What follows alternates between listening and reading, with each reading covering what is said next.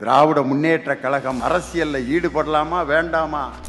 1949 ஆரம்பிக்கப்பட்ட கட்சி, 56 நடைபெற்ற அந்த திருப்புமுனை மாநாடு. அப்ப கேட்கிறாரு அண்ணா, நம்ம அரசியல்ல ஈடுபடலாமா வேண்டாமா, இல்ல இப்படியே சமூக இயக்கமாவே இருந்துடலாமா? அப்ப 2 ஓட்டு பெட்டி வைக்கிறாங்க. அரசியலில் ஈடுபடலாம் அப்படிங்கிறவங்க இந்த பெட்டியில எழுதி போடுங்க, ஈடுபட வேண்டாம் அப்படிங்கிறவங்க அந்த பெட்டியில எழுதி போடுங்க. ஈடுபடலாம்னு எழுதி போட்ட எண்ணிக்கை 54,946 பேர். ஈடுபட வேண்டாம் என்று எழுதி போட்டவர்கள் 5,296.